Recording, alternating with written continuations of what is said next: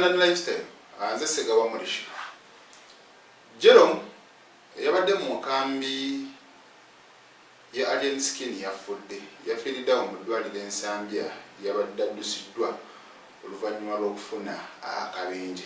Yabadde mu mmotoka n'ekoona ekisenge awo Makinge Alien Skin gy'abeera.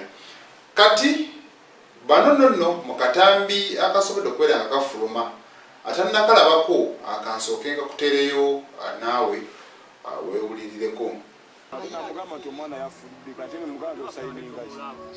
Mulina mochari ate tali mu mochari ate bali mulago Anika kyangu ebibuzo ebikira alina mochari we bale nnyo we mulago mulina mochari kata bade manyi ate olaba bwabanga jula wadde ku katanda bone basigala nga bakola ebyabweri bakimanyiye ndi wakazolite waliwo akatanda akalina kazolite bwaba no bwaba akatanda bamuzingidde bone basigala bamujekali omutekakana akatiniwe bati wano kati naffe kati balete gweawenga byabona omusinga ebiso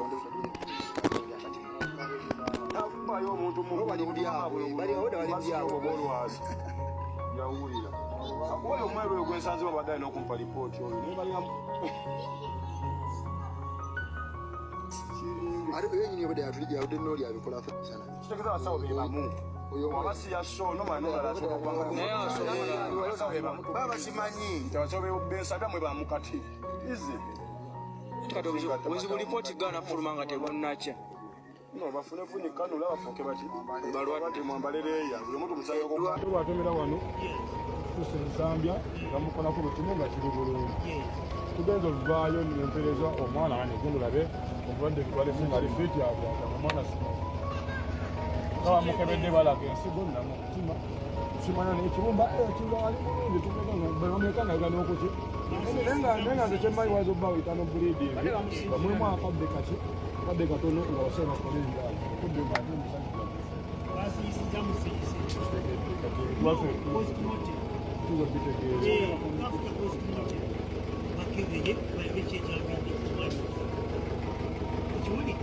ate babadde mutumbuba nga temubensindiseeyo nebagamba amusayininge bensindiza olaba bensindiza tolaba ate babakakokola ki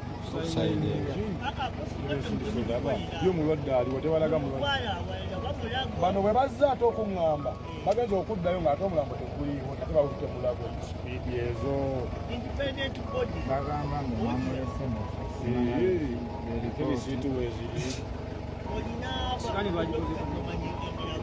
tugenda balaba abo toloma naye omusajja ve yafudde naye baba ensamba tukwatagana naye nga waliwo obutakkaanya ojja kuggwawo nga buli omu ali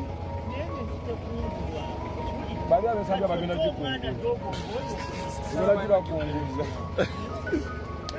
kapiteni mwana asange otuyama njambo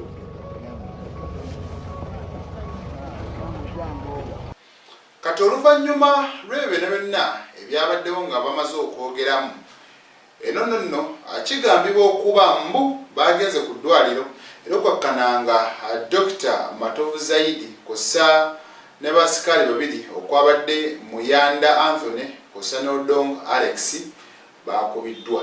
Kati nno balina mukubibwa era basobodde okuba nga babawa ebitanda naye tekinnaba kubeera nga kitegeerekeka.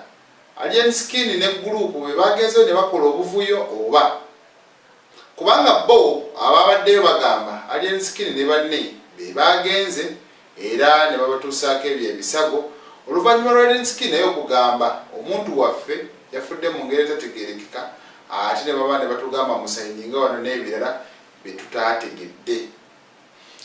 Munnange mu nsonga endala Dr. Besigye wamu ne Arch Obeid Lutale bano baleeteddwa mu court martial. General court martial eno Makinge gye basobodde okubeera nga babaleeta. Kati bano bavunaanibwa emisango egy'enjawulo gye bagambibwa okuba nti bazza wakati w'omwaka gwa 2023 Oktoba n'omwaka gwa 2024 Novemba. Nonna banene bye bavunaanibwa bagamba nti emisango gino bagiddiza mu ggwanga erya Kenya awe Nairobi kussa ekibuga Athens ekya Greece ne Geneva ekya Switzerland. Bano kigambibwa okuba mbu basangibwa n'ebyokulwanyisa omuli pisto n'ebirala. Kale ndowooza y'ensonga lwaki babatutte mu kkooti y'amagye. Bino bijjidde nga mukyala wa Besigye Winnie Byanyima alina obubaka bwasobodde okubeera ng'ateekayo ng'agamba I request the government of Uganda to release my husband Dr. Kizza Besigye from where he is being held immediately. He was kidnapped last Saturday while he was in Nairobi for Honorable Martha Karia's book launch. I am now reliably informed that he is in a military jail in Kampala. We, his family and his lawyers, demand to see him. He is not a soldier. Why is he being held in a military jail? Bwatyo yasobodde okubeera ng'ategeeza. Kati baloya be nga bakulembeddwamu Erias Lukwago nonno banne tebasobodde okubeera nga bategeera bulungi emisango gye bagenda okubeera nga bavunaana omuntu waabwe ne basobola okuba nga bamuzaayo era bwe banaamukomyawo osanga bwe banaasobola basomera emisango egyo mu bujjuvu.